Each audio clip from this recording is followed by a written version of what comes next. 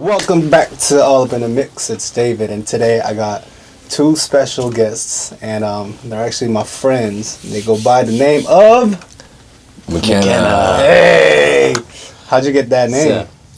Oh, well, we were thinking about names when we first started a few years ago, and we had just a list of names that weren't working. Terrible names.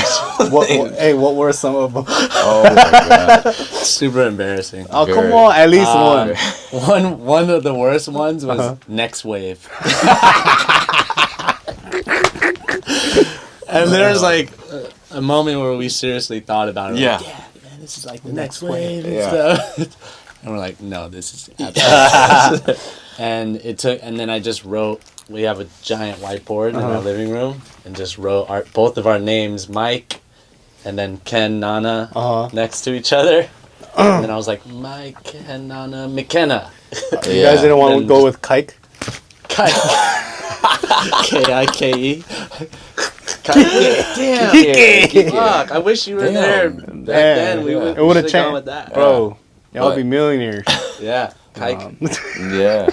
Kike. You guys hear that new Kike? Yeah. But we dropped the E in it, and Ken, for design purposes, dropped the E, and Yeah.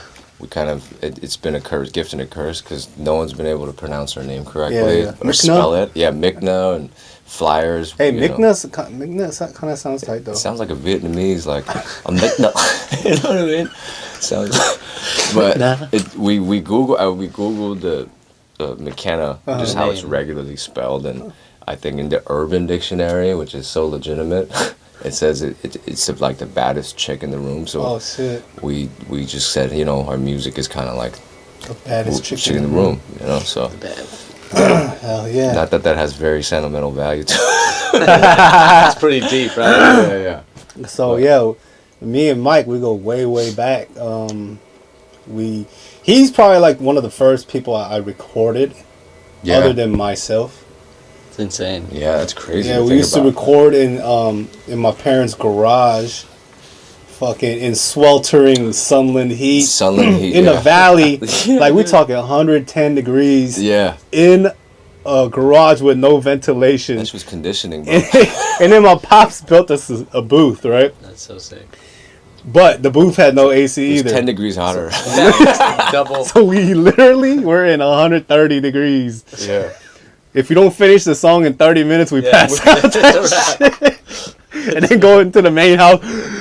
Yeah, like. Are you guys ready for another one? Fuck. All right, now. Ready? 1, 2, 3. Yeah. Just write real quick. That's crazy. But man, so yeah, probably like 18. Yeah, I was young. 18 years old? Yes, Yeah, he was like 15. You're in high school? 16, yeah. 16. Yeah, borderline. But I mean, it was fun because he was working off Cool Edit Pro at the time, and Adobe you were learning. Audition. Adobe Audition. Adobe that was what it was. Audition. Cracked one. But you were learning in that Yeah. time to because by just like Nate, you just had to learn. Yeah, You were the only person. I didn't know engineering was a thing until I had to record these guys. Yeah. How doesn't it sound as cool as And they record and they're like, all right, peace. Yeah. And I'm like, I can't put it out like this. You know what I mean? So I'm like fucking with shit. Yeah, researching. And then back then, YouTube wasn't really like popping like that. So where'd you find how'd you learn? Yeah, how'd you learn? Like, what'd you... Trial and error. Just go around? A lot of... I tried every single plugin, like every single preset there was. I didn't even have any like third-party shit. Right. It was just all with the stock Whatever stuff. stock. I didn't know what did what. Yeah. You know what I mean? Yeah. So at what point did you learn that? And when you went to MI, or is it... Yeah, I think so. Like- My first stint at MI, I met Big Banana. Oh, And that's when he was going to MI too. You went there too? Yeah, you're right. Bro, I was rapping. He was my producer. Oh dog. shoot, you're right. Yeah. Roses. Yeah. Right? Was it Roses? The joint or Aroma? Yeah, something. I remember that. Yeah. Damn, I didn't But know that. That's how we met. And then like he would record me, but then I'll come out and he's like, "It sounds good." I'm like, "No." Yeah. And then we'll be getting like we'll be learning about EQing and compressing from during the day, and then we'll go into the studio and practice that shit, right? That's tight. And then that's where I kind of like, oh, that's what this is, and that's how I get this sound. And and like that's when I started being interested in it. Like Yeah. when I was engineering with him, I wasn't really interested. It was just because I had to do necessity it. thing. It's a necessity. Yeah. And then I got into it at MI, and then after that course I took that program I took the RIT program, which is recording engineering. Mm-hmm. Yeah. Get in the nitty gritty of And shit. dude, I just loved it. And you stop rapping. Quit rap, you can have it back. Yeah. But it's cool because I remember even during that time when we were making music together, like it was, you were doing it out of necessity, but the dedication that you put towards making the mixes good, like Ben and I were like, bro, dude, take the fleet. Do it. Do it. But you would be in there for hours and you would continue to come up with new mixes and hey, in a way I gotta thank you guys, because if you guys wanted to mix or engineer, then I wouldn't be doing this shit. If you guys were better at this shit, I would have been doing it. Damn, that's true. Dude, but it worked both ways, because I think when I went to MI and I went for the RAP program, which we went to separate times, but learning, because you were forced to learn it. Yeah. But I did that shit. Yeah. But learning how to, you have to learn how to mix your own stuff. And I was sitting there and I was like, I remember the first night I spent hours trying to just tweak EQ and I was like, I hate this part. I don't want to do that. I don't ever want to touch this part. I don't have the patience for it. That's not the part that I want. Yeah, seriously. So it worked both ways, I think. And I learned that you need a team of, different players to get. Just in case y'all didn't know, we try to do this. And we try to do it without a professional here. And that shit was all out of focus. So we brought Mike, the professional. Yeah, thank you. And then today, y'all get to see this one. You get the good one. So what's on the horizon for y'all? What are you guys working on? So, man, a lot of stuff. We just kind of transitioned last year from working day jobs to being full-time producers and writers, as well as pushing McKenna full-time and trying to balance that. And we just had a show January, which was like our first show in 2 years of like our own headlining show, and it was amazing, and that kind of inspired us to get back on the road and continue to just keep doing more shows, start pushing this shit. So you guys putting a tour together? Yeah, so that's kind of the next step is like plan out the tour. It would be cool to also do like support tour for someone else, and then get in the festivals. And then we have an EP that we're working on that we're kind of leading up to. And that's just like a 5 or 6 song kind of project that is a vibe. All bangers. They're all and to us, they're all bangers to us. I mean, you guys let me listen to some of it, and it's kind of like getting back to basics. Yeah, exactly. Like nothing fancy about it, straight. Yeah, very stripped down, but like it's very musical at the same time, and it's all live instruments. It's using, a new technique, and it's evolved over time. Just our writing and producing, so. I think it's just naturally we want to continue to evolve and not just keep doing the same shit over and over, and treat it as just one project. Like this is one kind of story we're telling, and break it down into the next one. Instead of mad singles. Yeah, and that's what we've been doing is just putting out singles and just see where things go, and doing a lot more collaborations and features and shit like that, where we're just trying to stay active with working with a lot of different people. Yeah, because last year, I think we learned a lot because we started off with the artist side of it, and then, but our I think the strong suit or the place that we feel at home is in the studio and creating, producing and writing for others, just records that normally wouldn't be for McKenna, but like just practicing. And so I think the last year and a half after we got our publishing deal, we were heavily working on a lot of songs, getting into rooms with a lot of different artists, writers, producers,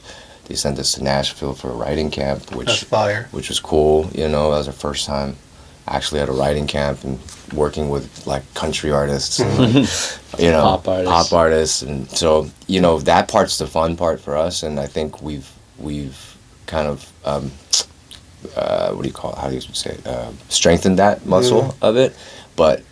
And we were dropping singles for a little while, and now I think this year we're trying to fuse all that together. Like a cohesive project out. Yeah. What do you think is most important in putting like a cohesive piece of music out, as far as a project goes? Yeah, I'm gonna let you take that. I mean,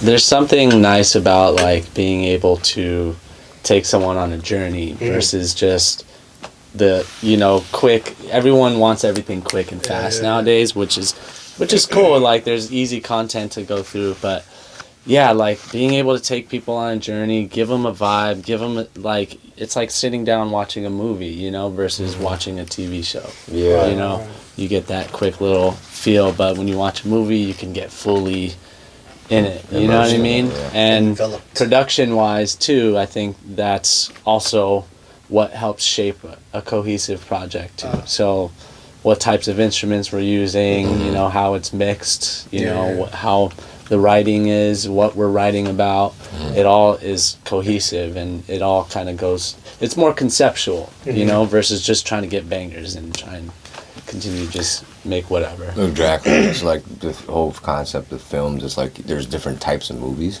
you know, genre wise, and so it's not gonna be for your everyday like reality TV. You just turn on, you can watch it at any point. It's entertaining, but it's like when you're in the mood for that particular thing, you know, that's kind of yeah.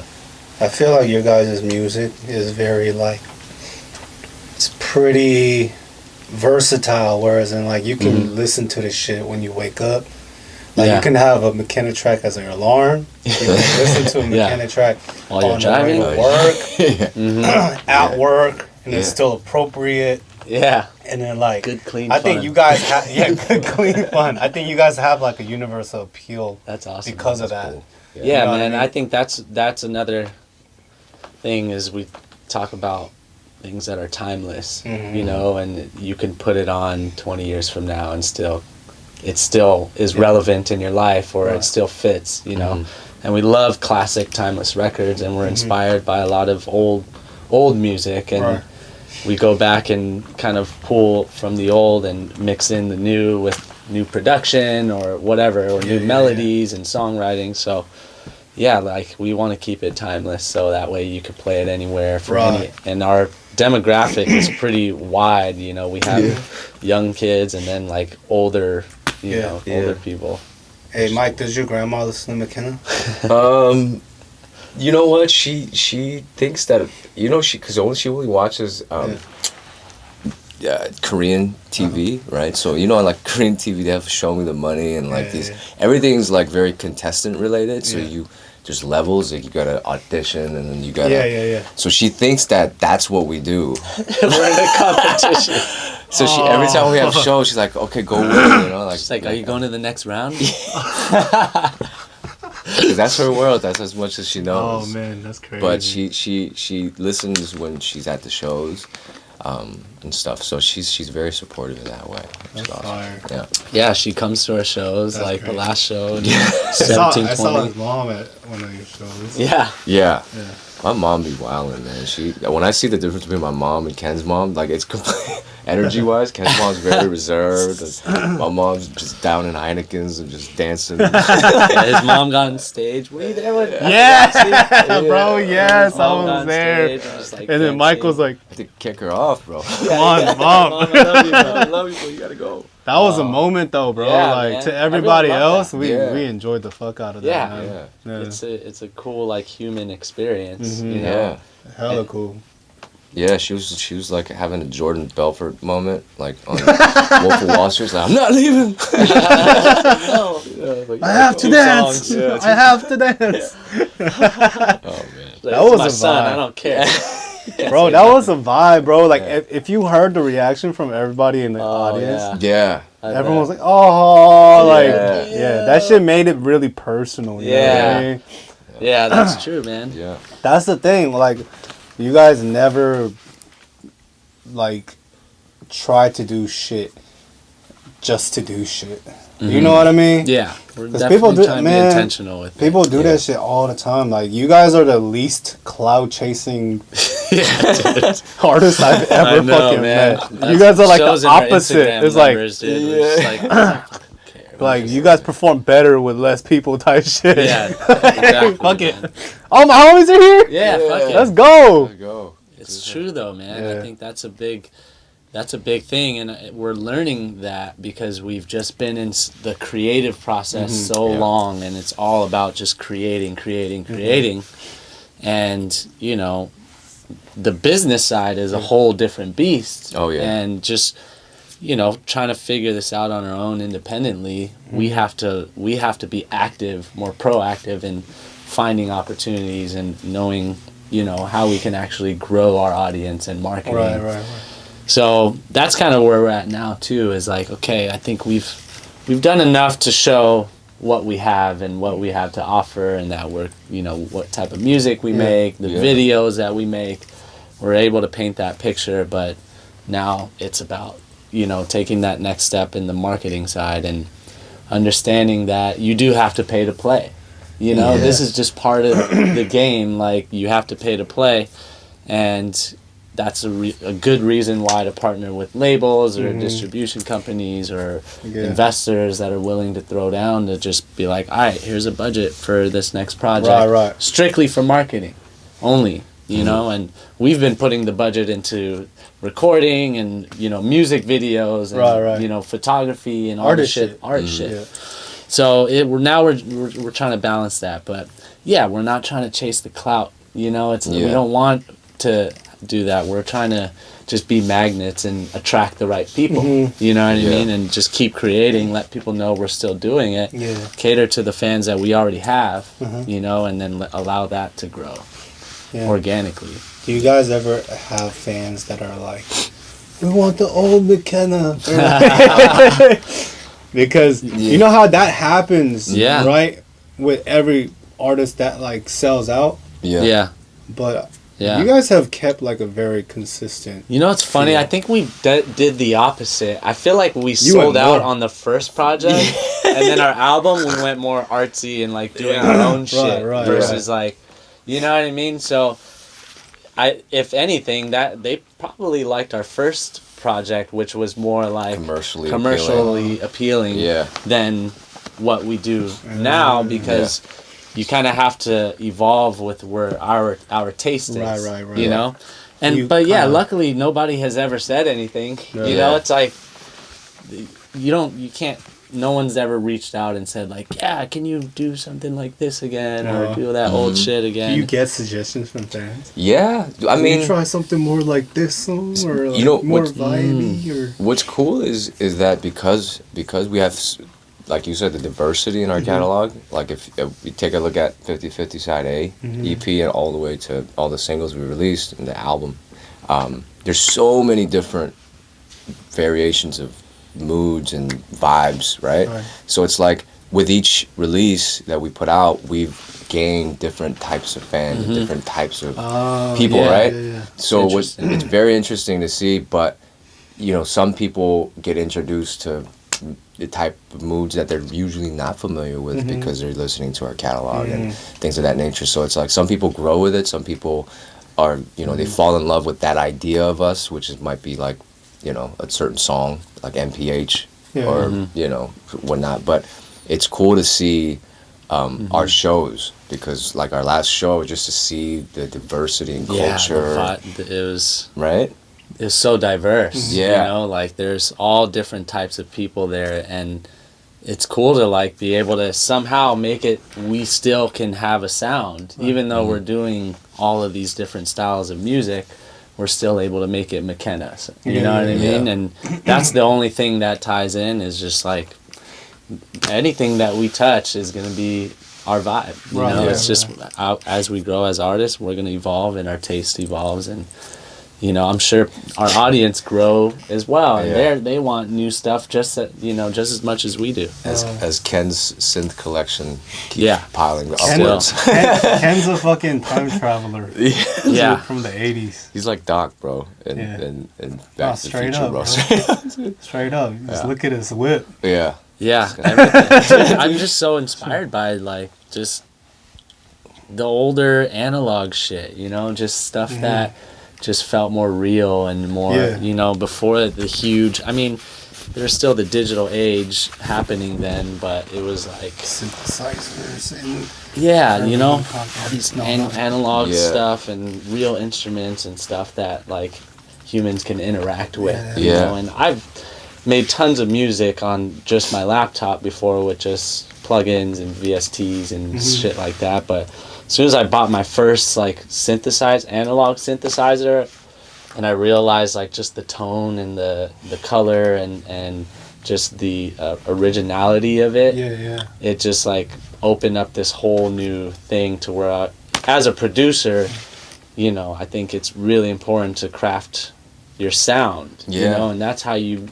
stand out as a producer. And then it's a combination of all of the different pieces that you accumulate over the years is what makes your sound, not just this one synthesizer or this one sound. So that's important to me, but it's all like the warm, like retro organic feel that I'm attracted to, and I didn't know what it was. I just knew that I was attracted to that type of music even before I knew how to produce. I've always been into that sound, and as I grow, I start to learn how they got those sounds, or I'll study and I'm like, oh, damn, that's why I'm attracted to this song, because they use the fucking Juno 106 in all of these songs, you know, and I see the patterns. So I have a question for you two, because obviously I had the pleasure of working with you guys on the production and more importantly the engineering side, right? So I've seen both of you guys sit for hours mixing records, right? I've seen you guys, and I think the greatest trait you guys both have as engineers is that the translation, like the time it takes to translate for a writer, artist to go in the booth, record and lay whatever it is, and they might have a way that they're thinking they want the vocals to sound, right? But you guys translate that instantaneously in this, and even go beyond that, right? And so, like, knowing where, like, and that's like an unspoken thing that whoever you're in the studio with, like, you have to be on your toes to be able to deliver that as quickly as possible and as comfortable as possible. So, what are some like plugins or things that you guys use as engineers that help you guys get there quicker, or not even plugins, like my favorite methods? Tool is experience. Because it's like the thing with me is like the people fuck with me because I can get their idea out right away, right, and then I can do what I want to do in a matter of seconds, whereas like, you know, if you're not as fast on Pro Tools or whatever, it's gonna take you a second to pull up an EQ, carve it out. I know every single hotkey in every plugin in Pro Tools, so it's like I just press a couple buttons and my idea is already out there. Gotcha. You know what I mean? So like that's something I practice fucking daily. Right. My for hotkeys years. and my speed, because like that's what helps me get my shit out. Because sometimes you have an idea, and then while you're trying to get it out, you forget what you're doing. You know what I mean? And then it's like, oh fuck. I don't even know if this is what I wanted. Right. But you can tell faster if you do it faster. I think just you're at this point we're spending less time experimenting. Where we've already spent 10 plus years experimenting to learn about how to use these tools properly. And then we experiment to find these tried and true formulas that we know may work for a specific sound. So if you know already, here's my end goal, I'm gonna know exactly what tools I need to grab from my tool belt and just start boom, boom, boom, and building it versus like, oh, let me try this here on. That doesn't feel good. Let me try this here. Exactly. Dude, so once you understand it and you have that tried and true experience, like you just have to do it a bunch and keep doing it until you. That shit's just like the back of your hand. Second nature too. Second nature, and then you can focus on the writing process. Being creative. Feeling good. Yeah. Another question for you guys is, being engineers, I think, are not undervalued, but they're not. There's not enough people speaking for them, and because in the sense of how important that mixing process is, and like if you really think about it, I think we talked about this last time, but anything that makes anything great is the secret sauce to it. Like finding the secret sauce to it. So when you guys are working with certain artists, like when Quincy Jones is working with Michael Jackson, or Quincy Jones is working with Frank Sinatra, that same sauce might not work for different artists, right? So and Drake and 40 and all these pairings. But what do you guys feel are the quality assets that you need to obtain as an engineer to really take you, obviously, besides the experience, like what are some things that you guys think every engineer should learn in terms of traits and attributes? What every engineer needs? Yeah.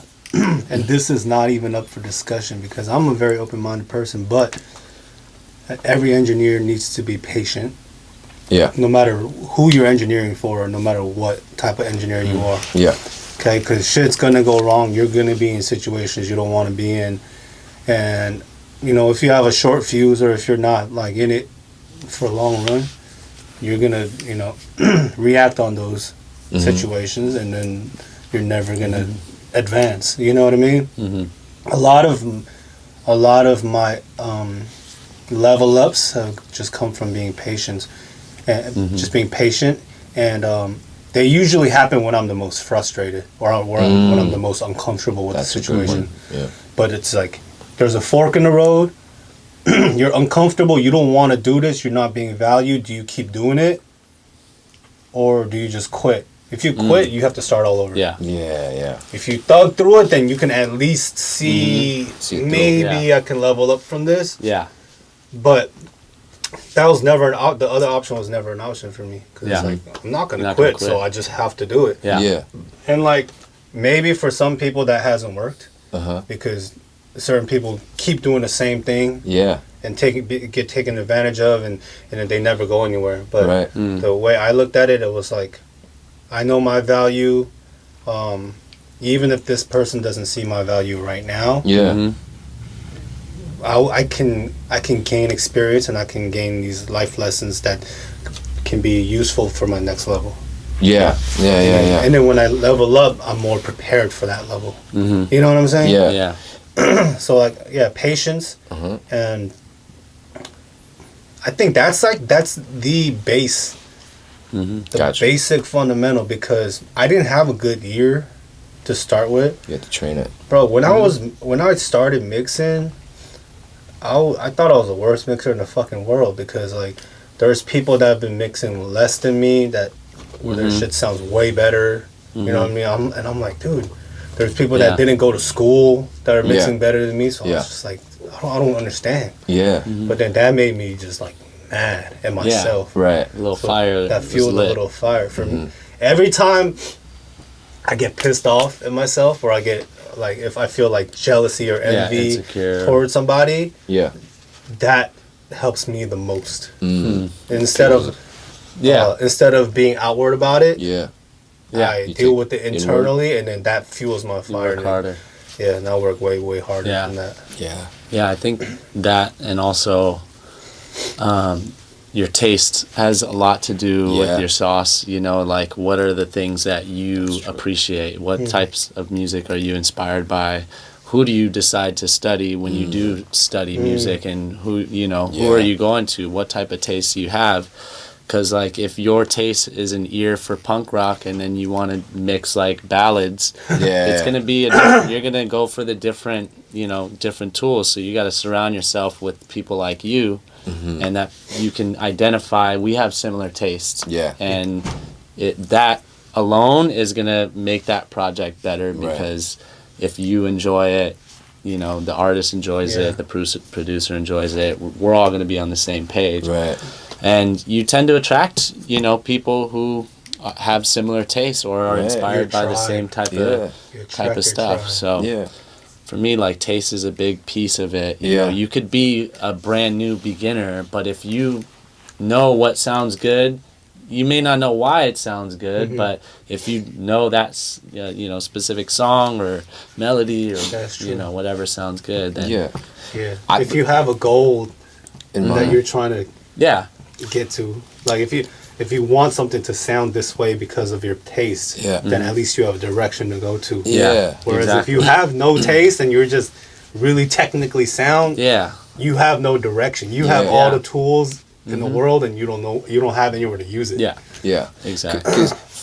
What I see from working with both of you guys in different times is that the coolest thing I get to see because if you think about engineers, you guys are literally piloting the ship, right? And producers, like, and people that do both, but you have so many things that you have to know when to be assertive in the room. You need to know how to read the room, which you guys are excellent at. And I got to see when we worked with other engineers, and some engineers sit and hit that kick button or that kick, and they're trying to tune the kick while the creative process is still going, and you know, they don't know how to, because they're so into just that, you know. And it's like being able to read the room and pilot every, and you're basically parlaying every creative moment or situation to make for the better good. But I think you guys are exceptionally good at reading the room and being assertive when needed, pulling back when needed, you know, and shit when needed, talking shit when you need it, you know. And so that's probably like a big thing I get to take away from watching you guys work. I appreciate Good that. Observation, man. Very observant. Young Prairie dog over here. But man. those are cool points. I appreciate that, dude. Yeah, man. So 2020, I feel like the engineer needs to get a little bit more respect. Like, cause I'm okay with being behind the scenes. Well, I actually prefer that, right? But when you put a value on yourself and people don't reciprocate that value, and this is not something delusional, right? I've worked with people that have applauded me for whatever, for me contributing to the project and things like that. But then once they're out of the studio, the engineer is forgotten, bro. You know what I mean? In no one knows the countless hours you're putting in. In the studio, bro, the engineer is a star. Right. Man, you did that, bro. You got me sounding great. The second you step out, it's done. All right, bro, peace. Hey, you have the mix? Yeah, it's like you have an updated mix. No, that shit's crazy. Yeah, man. So it's like, you know, I respect that artists are like coming out and being like, yo, without my engineer, my sound's not there. Yeah. Like, 100%. And there are artists that don't need a particular engineer or even need a dope engineer to put their shit out. You know what I mean? They're just that dope. But for the most part, like, without a dope ass either recording, mix, or mastering engineer, you're not gonna get to where you want your shit. Man. You're not gonna be able to compete with the best. Exactly. You know? You might hit the top 100, bro, but you're not gonna get back there. You won't stay there. Exactly. Yeah, you got to have that team, man, and the team of people that understand the value of the sonics of records, not just the songs themselves. And I think even, like, for engineers, it sucks, and it's even for producers, they don't get a lot of love, you know? Like, there's so many... Most of the reasons why these hits happen is because it started with, like, a beat or a song or a composition that inspired the whole thing. If that was never there, the song would never happen. Now, there's obviously the cases where someone sits and writes melodies and lyrics by themselves or whatever, but especially in the hip-hop game. That's rare. In the rap game, it's like, no, you go through beats until that shit hits, and then you start writing. And then you make a stank face. Yeah. You load it up. You load it up. And it's like, especially as beat makers, you know, and like the one-man band type of thing, it's not as appreciated as much as like, you know, how it used to be, where you have the Beatles, you got the bands, you got everybody involved, and they were up there, and they were shit, stars. at least they invite y'all to the Grammys. You know, you know, but and I think that's the other thing is like people don't realize that producers are also composers. They're songwriters. They're part of the artist side, man. It's part of building that whole song. Yeah. You know, so I think on both ends there should be a little more light and, you know, a little more respect towards that. But I think they should pull the whole artist. It's more than just the artist. Like, you get what I'm saying? Like that whole stigma of being an artist. I think within our generation, it's been overly like glamored. You know what I mean? Like glorified. And I think it's really just about the body of work, you know, and the people that go behind putting that together. And that band could literally be engineers. Damn near should be considered part of that band. Like, you know, in terms of the dynamic. If you think about it this way, right? If you take the top artists and producers, and you think about the best songs that they have in their catalog, right? Mm-hmm. The producers might have more fire songs.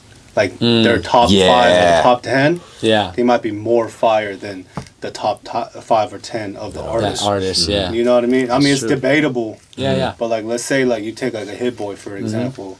You go top 5 songs of all time, bro. That's uncontested, bro. Bro. It's, you know what I mean? Take a Timbaland or like a Dr. Dre or any of the top Pharrell, bro. Neptune. You know what I mean? Like, like he might have a better top 5 than Nelly Furtado. Top 5. Exactly. You know what I mean? Yeah, because the artist, you are kind of... You're pigeonholed. You're pigeonholed into doing that particular art versus a producer. You can make any type of music and still have potentials for hits, you know? So. Bro, and then you add engineers to that. Like, let's take a Manny Marroquin. Let's take a Dave Pensado. Let's take like a Jason Joshua, Fabian, Ali. You take their top 5s.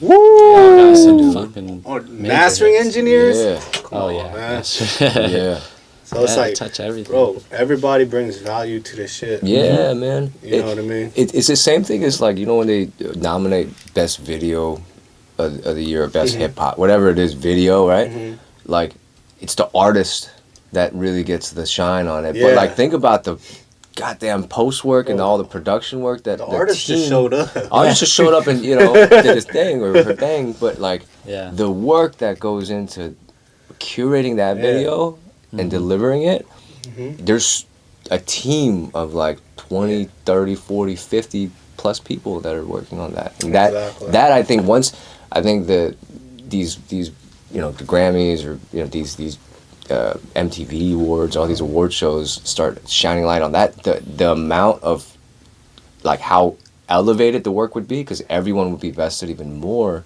into pushing certain projects or certain things, and you know, because they're being noticed for it. Artists. I mean, it is profitable. I get it from a business standpoint. You know what I mean? And everything is based off business. It is, You know, money makes the world go round, as sad as it is. But like, I understand it. I just have my gripes against it. There's always going to be that. But it is kind of like, you know, you can't literally just mention every single person who worked on something. That's like, true. None of those people would even be there if the artist wasn't. So, the artist is what ties everybody together. Yeah. So they have to. There's no resolution. There's not. There's it's no way to. It's just us like educating and just spreading more. You know, things like this where we can talk about it and you know, attract the people that actually give a shit. But at the end of the day, Very true. it doesn't fucking matter. Like, I really don't care if I did something and someone didn't give me the credit, because I don't do it for the credit as much. Like, I don't do it to like, for, you know, the accolades and, you know, to be recognized in that way. You know what I mean? Like, at that point, if I got the bag and I'm making money from it and I'm like, you know, doing what I love and I enjoy it and I have a good time, sure, those things are nice, but I'm sure, you know, it's like once you get them, you're kind of like, okay, cool. Well, I'm still doing the same shit I'm doing regardless if I... So look, I agree with you, bro. I feel the same way most of the time. Yeah. But then that occasional time where like you pour your blood, sweat, and tears into something. To be recognized, yeah. For sure. And then you do get recognized, it validates you. And like, bro, we're human beings. We live for validation, right? Whether we think we care or we have a I don't give a fuck attitude, that's all bullshit. Because you're trying to impress somebody, whether it's yourself or whether it's somebody you love. Like you need somebody to tell you that you're doing okay, that you're on the path, that you're, you know, that you set out to go. So it's like when someone voids you of that, it makes you feel like worthless, almost. You know what I mean? Let's say you do something and then you don't get credit for it. Like, yo, I contributed to this shit as much as anybody else did, and I felt really good about it. And then now that credit is there, to myself, I know I did it. Right? But then the validation aspect isn't there. So sometimes when I'm in my dark moments, that's gonna creep in. They didn't give me credit for this. Maybe I didn't deserve it. Like, you know what I mean? That leaves room for doubt. Right. You know what I mean? Like, I don't care about the, you know, you guys know. Like, I don't give a fuck about any of that shit. But they are checkpoints, and if you miss a checkpoint, it's kind of like, wait, is this my last checkpoint? You know what I mean? Instead of this being the last checkpoint, the last one was. So, but you know, there's always hope for like the people who may never get a Grammy or may never be recognized on a high level. That doesn't mean they're not doing the best that they can, or they're not valued in a certain way. It's like, continue doing you that makes you feel good, and those things will come in at the right time and if it's necessary. But there's people doing genres that will never see the Grammys or the Billboard, but they love what they're doing and they're fucking good at it. You know what I mean? And that they don't need that to validate that they're fucking sick. You know what I mean? So there's always both sides. It really starts within, because it really starts as you. Do you have self-respect? Do you respect yourself? Do you love yourself? Because if you do, then everybody else, their opinions, they don't matter. It doesn't. None of that shit matters if you respect yourself.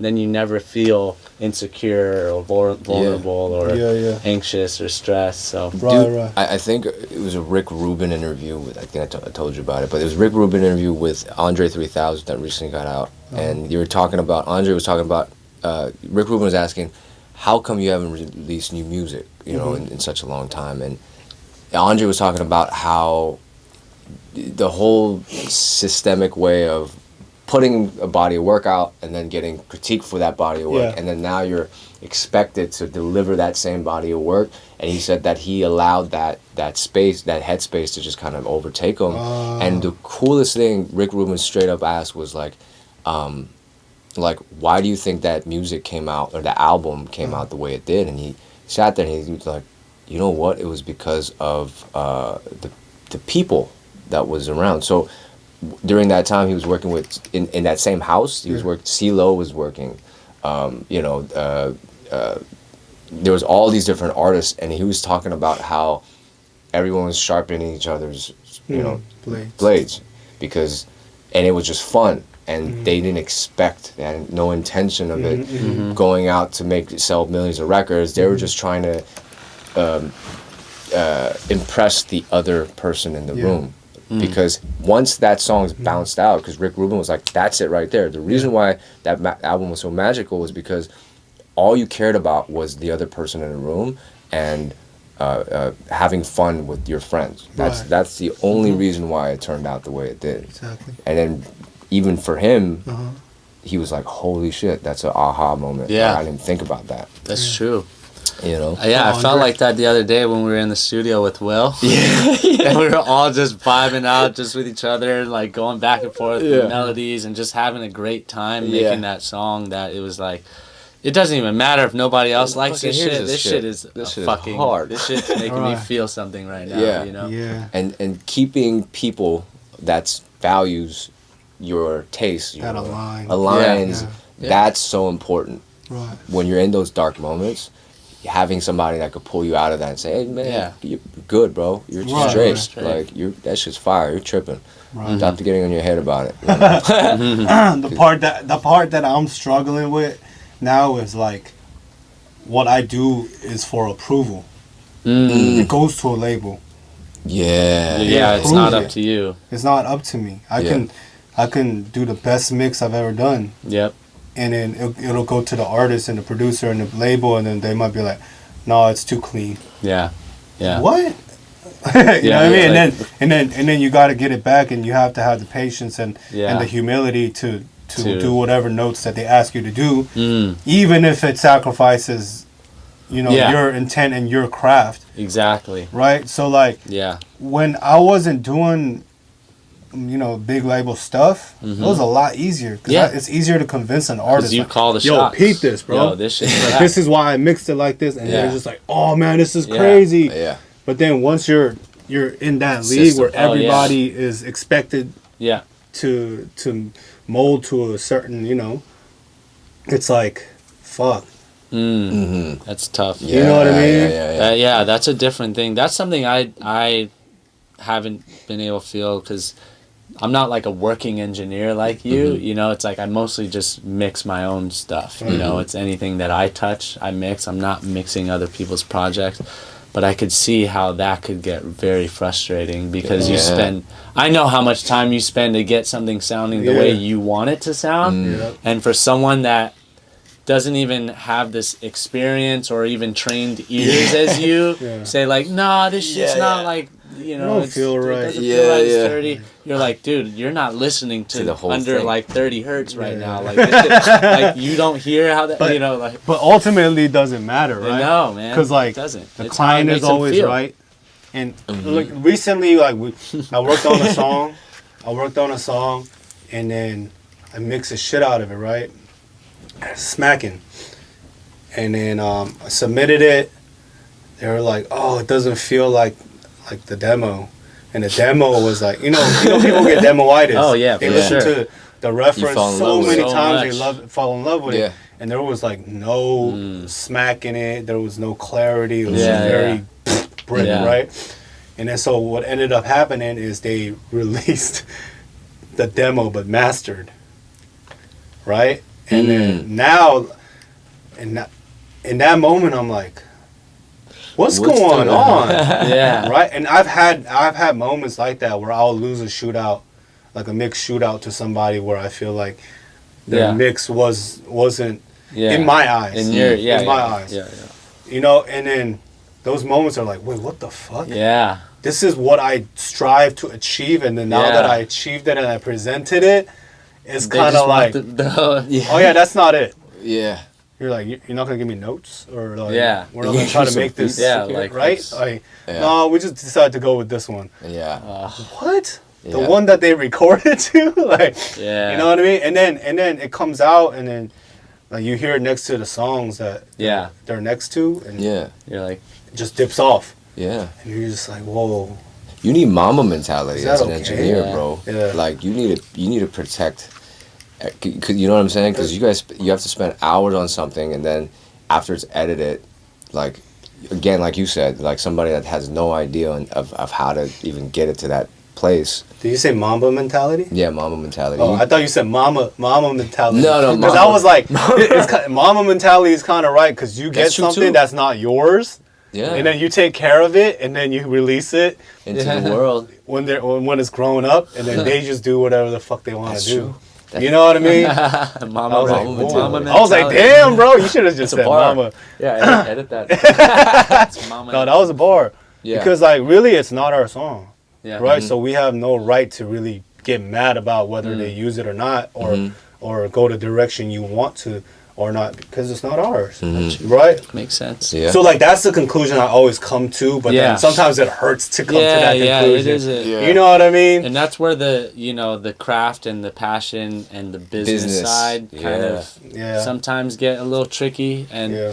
that's just what you have to expect if you want to do this for a living. Like you can't expect everything to go your way. It will never go It your way. won't. Absolutely. Yeah, There's too especially if many you want to people reach a involved. certain level Yeah. of success.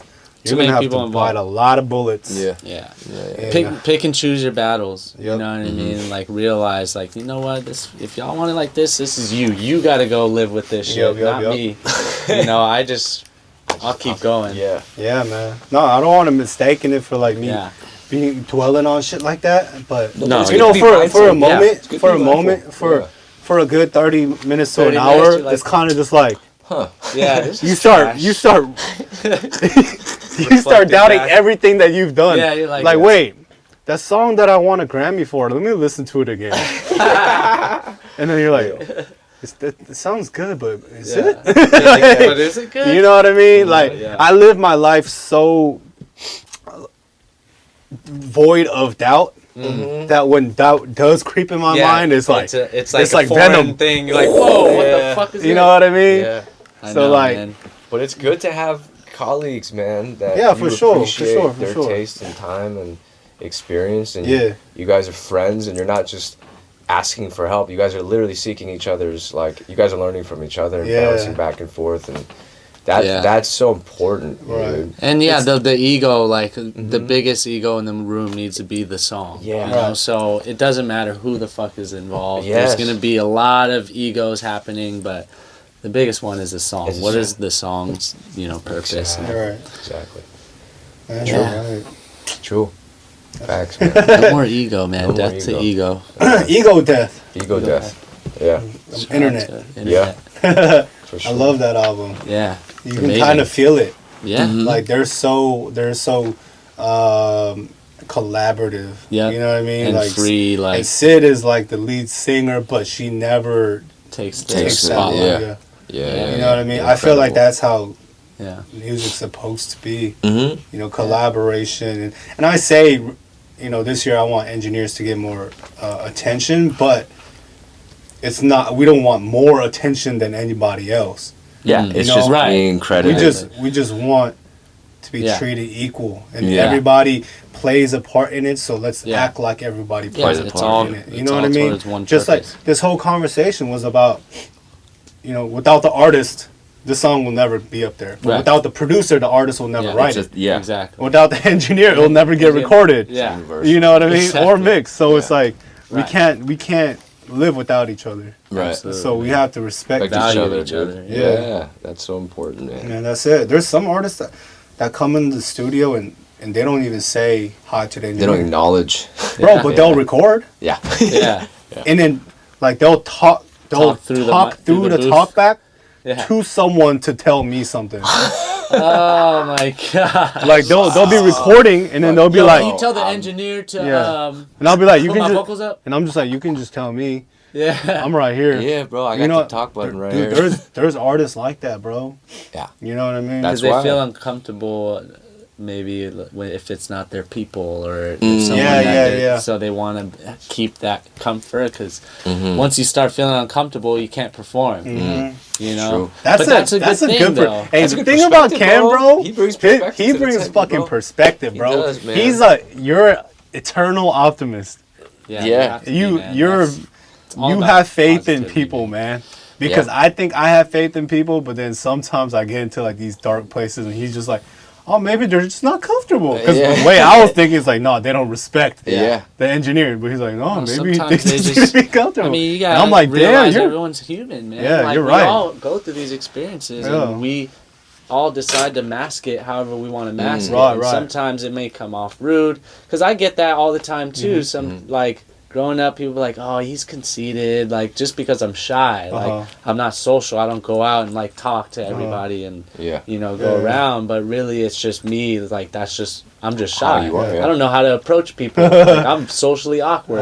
That's just who I am. It's not that I don't want to talk to you, but people will get the wrong perception of your actions. And when you humanize everything and you have empathy, then everybody can be at the same level and be comfortable. You know what I mean? Amen. So it's understood. Like, you don't want to kill any vibes and have friction when you're trying to create at all. You know? So I've learned that, it's like empathy is such a big thing. Like, understanding everybody's human, and there's ways that you can read energy and understand how to facilitate how it. to match it sometimes, you or know? react to it. Or react to it. Yeah. Hey, say that again.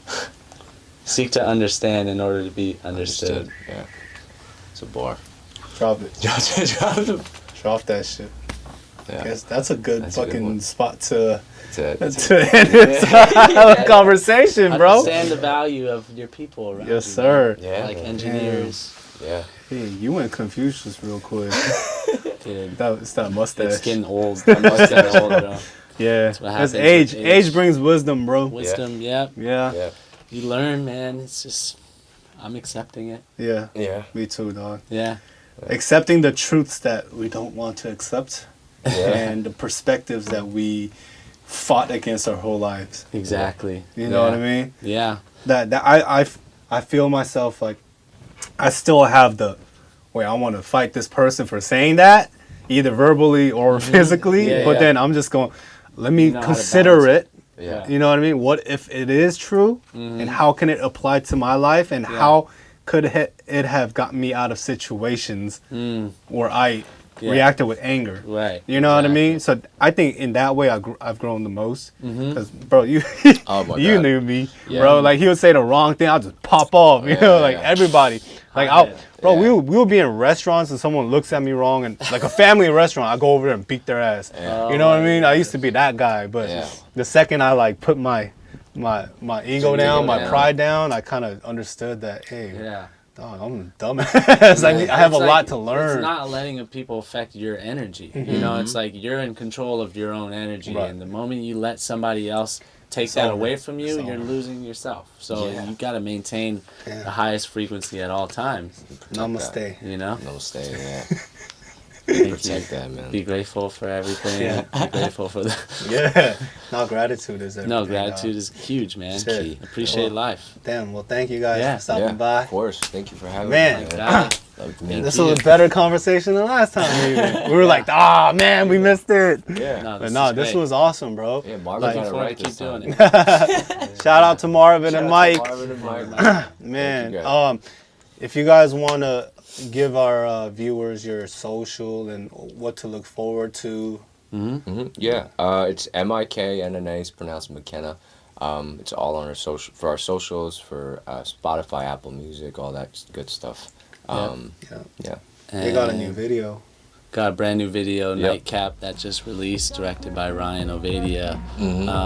And we have an EP that we're working on releasing soon called Sugar. Ooh, just the first drop, bro. That's the first drop right Damn, there. I haven't even heard that. Yeah, sugar. It's out there. It's So, out there. so that's next. And then let us know what city you want us to come to. Yeah, Boom. be there. There it is. Thanks, guys. Thank you. Appreciate it. This is David with All Up in the Mix. Until next time. Peace.